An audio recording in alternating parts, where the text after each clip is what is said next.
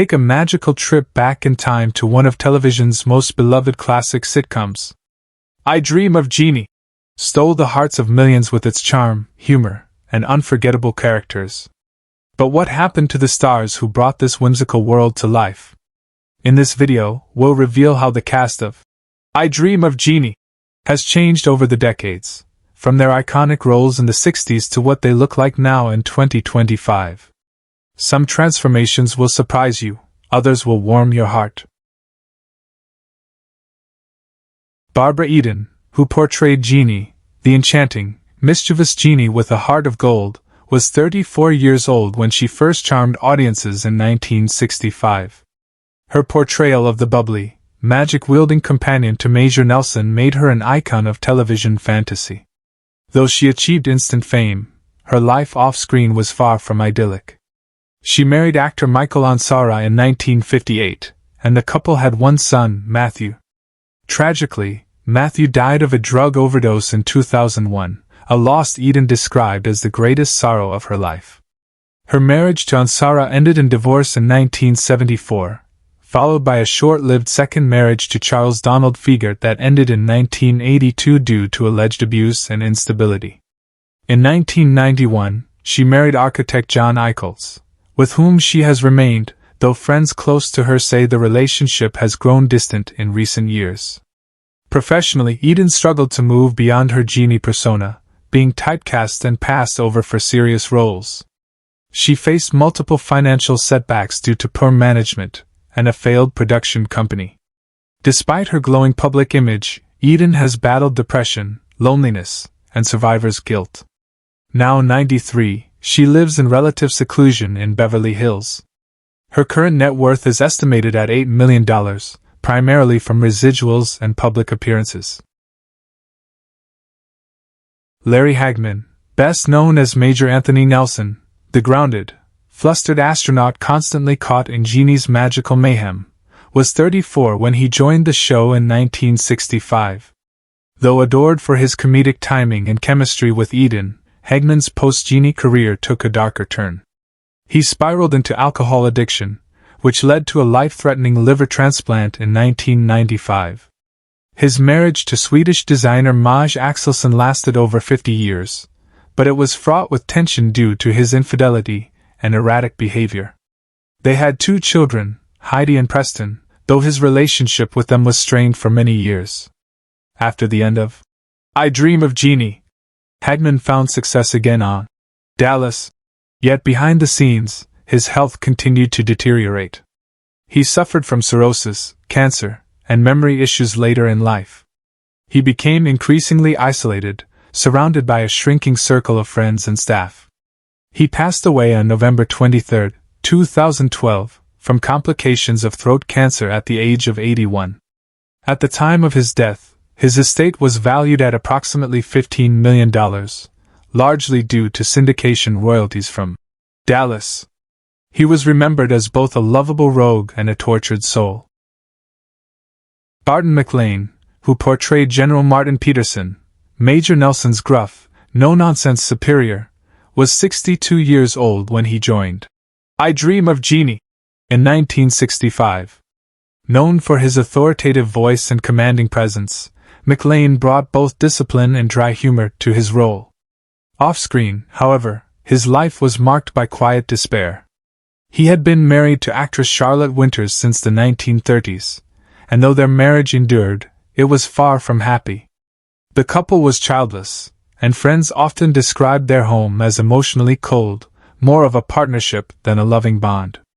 After the show, McLean's health rapidly declined due to undiagnosed diabetes and heart complications. He faced multiple hospitalizations and battled depression as roles dried up. Frustrated by the industry's disregard for older actors, he became embittered and reclusive. In his final years, McLean suffered a major financial setback due to a failed land investment in Nevada. He passed away on January 1, 1969, at the age of 66 from double pneumonia. His estate was valued at just under $200,000, and much of it was absorbed by medical debt. Though widely respected, McLean died quietly, with only a few colleagues and his wife in attendance at his funeral. Vinton Hayworth played General Winfield Schaefer, who replaced General Peterson as Tony's superior in the later seasons. He was 62 when he joined the cast in 1968, and his portrayal added a bumbling but well-meaning authority figure to the show's evolving dynamic. Despite the cheerfulness of his character, Hayworth's real life was deeply tinged with sorrow. Married to actress Jean Owens, the pair had one daughter, Marianne, who tragically died in a car accident at the age of 19, a loss from which Hayworth never recovered. His marriage, already strained by years of touring and long work hours, fell into silence and emotional distance afterward. Hayworth quietly battled colon cancer, choosing to keep the diagnosis hidden from most of his peers. Though he came from a family of entertainers, being the uncle of Rita Hayworth, he never quite achieved lasting fame or financial comfort. His later years were spent doing voice-over work and occasional small roles, but the spotlight had long since faded. He passed away on May 21, 1970, at the age of 63. His estate was modest, valued at around $150,000, most of which went to his grieving widow, who outlived him by only a few years. George de Normand, who appeared in background roles such as the airline pilot and cafeteria patron, was 62 when he took part in the series in 1965. A lifelong stuntman and bit actor, de Normand's face was familiar to classic film fans, though his name often went unrecognized. Behind his rugged screen persona was a man who had struggled his entire life to break into leading roles. He married dancer Marie D'Alessandro in the 1940s, but their union collapsed after she discovered his gambling addiction. They had no children, and de Normand lived much of his later life in boarding houses and small apartments around Los Angeles. Frequently injured on set and denied proper compensation, he eventually sued several studios for unpaid medical bills but lost each case. A known heavy drinker, he became estranged from most of his colleagues by the 1970s. He died nearly penniless on December 23, 1976, at the age of 73, from liver failure and complications related to untreated injuries. His assets at the time of his death were estimated at less than $20,000. Forgotten by many, de Normand's contributions to film and television lived on primarily through reruns and silent acknowledgments in the stunt community.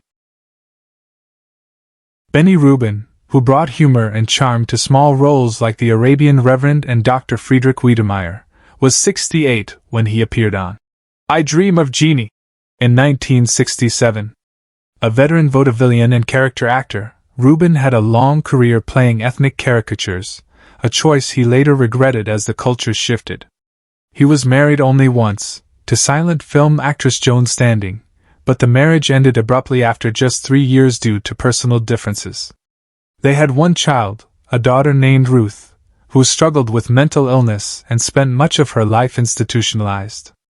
Rubin never spoke publicly about his daughter and lived much of his later life alone in a one-bedroom apartment in Hollywood. Though he made countless appearances in film and TV, he was poorly compensated and had little to show financially. He faced near-constant health issues in his final decade, including arthritis and deteriorating eyesight, which left him nearly blind. He passed away on July 15, 1986, at the age of 87 from heart failure. At the time of his death, his estate was valued at approximately $100,000, mostly tied up in a union pension and royalties from decades of supporting roles. Michael Ansara, who portrayed both the Blue Djinn and King Kamehameha in I Dream of Jeannie, was 44 years old in 1966 when he made his memorable guest appearances. Known for his intense gaze and commanding presence, Ansara brought a dark mystique to the show, offering a stark contrast to the otherwise light-hearted tone. Off-screen, his life was marked by profound personal turmoil. He was married to Barbara Eden from 1958 to 1974, and their union, often considered a Hollywood power couple story, was devastated by the death of their only child, Matthew, from a heroin overdose in 2001. Though divorced long before the tragedy, Ansara never fully recovered from the guilt and sorrow. His second marriage to Beverly Kushida brought some peace, but friends said he remained emotionally distant and consumed by regret. Typecast into ethnic villain roles, Ansara struggled with his identity and opportunities in the industry. Later in life, he faced Parkinson's disease, which slowly robbed him of his mobility and independence. He died on July 31, 2013, at the age of 91 from complications of the disease. His estate was valued at roughly $2 million, mostly from real estate holdings and retirement investments, though he left specific bequests to Parkinson's research and Native American education charities. Abraham Sofar, who played the wise and mystical Haji, was 72 years old when he graced I Dream of Jeannie in 1967. With his dignified voice and serene presence, he embodied the ancient authority of the genie's world. Off-screen, Sofar lived a complicated life shaped by displacement and quiet sorrow.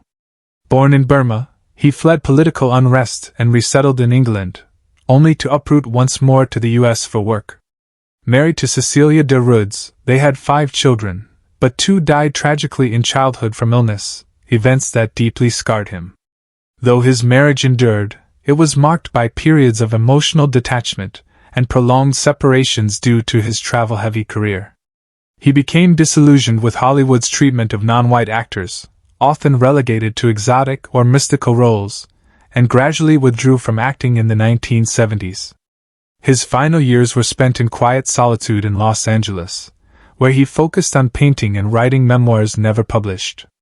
He passed away on January 21, 1988, at the age of 92 from kidney failure. His modest estate, worth around $300,000, was divided among his surviving children and included a small collection of unpublished writings and artwork. Harold Gould, who appeared as General Weatherby and Irwin Winkler in the later seasons, was 46 years old in 1969 when he took part in I Dream of Jeannie. Known for his refined demeanor and elegant style, Gould was a respected character actor who transitioned easily between television and film.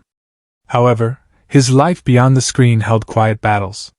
Married to Leah Vernon, a voice actress, their marriage was outwardly stable but often marked by long separations and emotional strain, particularly following the stillbirth of their first child. They went on to have 2 more children, Deborah and Joshua, but the shadow of their loss lingered. Gould struggled to gain widespread recognition despite consistent work, and he admitted to bouts of depression due to being passed over for leading roles. He was diagnosed with prostate cancer in the early 2000s and kept the diagnosis private for many years while continuing to work. He passed away on September 11, 2010, at the age of 86 from the disease. His estate was estimated at $1.5 million, with a portion donated to cancer research and the rest left to his children and grandchildren, whom he cherished deeply in his final years. Dick Wilson, known for his brief but memorable roles such as Doc Weiler and Mr. Wimple, was 49 when he appeared in I Dream of Jeannie in 1966.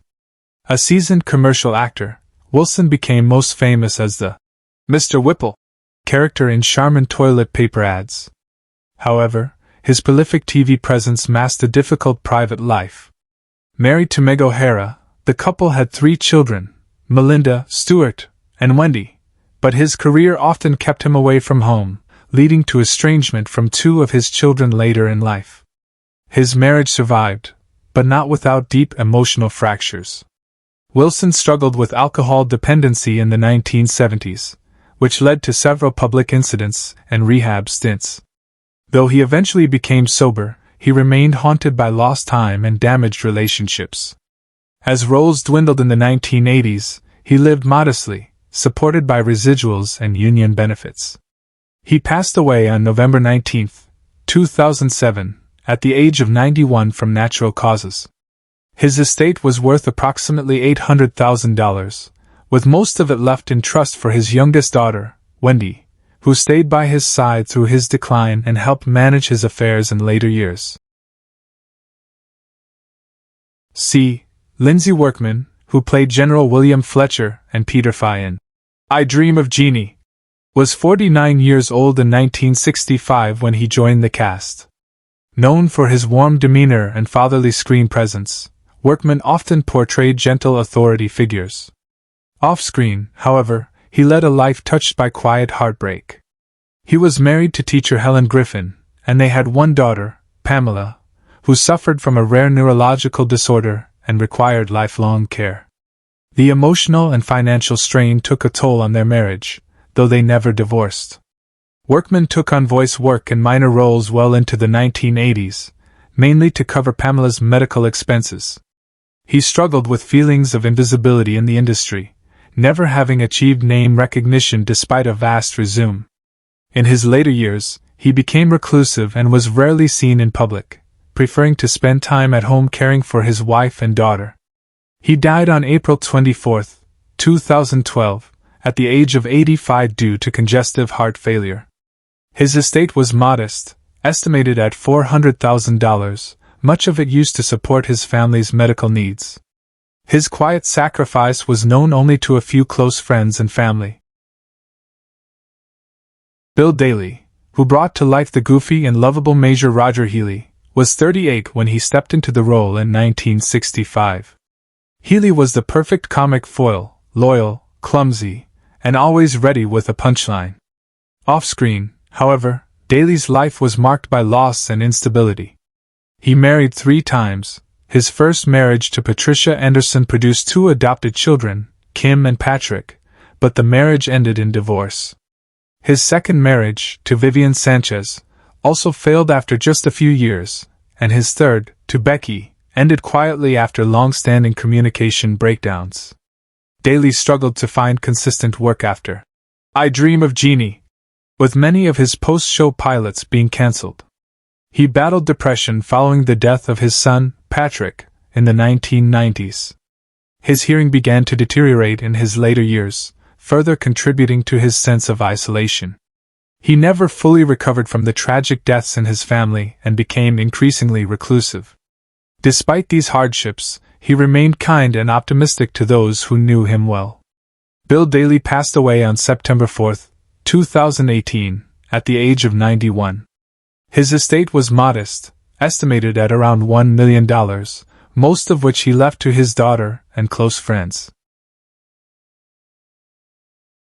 Hayden Rourke, who played the ever-skeptical Dr. Alfred Bellows, was 55 when he took on the role of the bumbling psychiatrist constantly trying to uncover Jeannie's secrets. His comedic timing and expressions made him a fan favorite. Yet, Rourke lived a deeply private and often painful personal life. A closeted gay man in an era of unforgiving judgment, he never publicly acknowledged his long-term relationship with director Justice Addis, whom he lived with for decades. His fear of scandal kept him from embracing his true self publicly, a decision he reportedly regretted in his final years. After I Dream of Jeannie ended, Rourke found few acting roles, often passed over due to his age and typecasting. He struggled financially and emotionally, facing multiple health issues including diabetes and heart disease. Despite maintaining a cheerful public persona, he battled inner turmoil and isolation, especially after Addis passed away. He died on August 19, 1987, at the age of 76 due to multiple organ failure. His modest estate was valued at approximately $500,000, most of which was left to various charities and AIDS research foundations in tribute to his partner's memory. Emmeline Henry, who portrayed Amanda Bellows, the nosy and glamorous wife of Dr. Bellows, was 37 when she joined the show in 1966. Known for her elegant presence and sharp comedic delivery, Henry seemed the picture of charm and success. However, her personal life was riddled with heartbreak.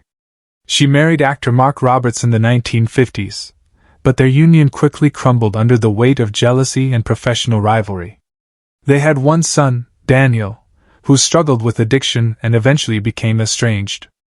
After their divorce, Henry never remarried and often described herself as married to the stage, though behind the scenes, she longed for companionship.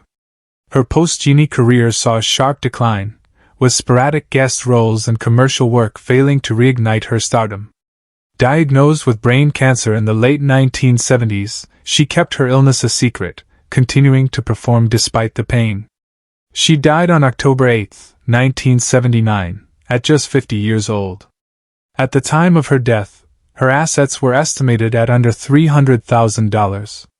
Her tragic early death left many co-stars stunned, as she had kept much of her suffering hidden behind a radiant smile. Who is your favorite character from I Dream of Jeannie? How does it feel knowing that some of the actors are no longer with us? Share your thoughts in the comments below. If you enjoy this type of content, don't forget to like the video, subscribe to the channel, and hit the notification bell to stay updated on future uploads. Thank you for your support.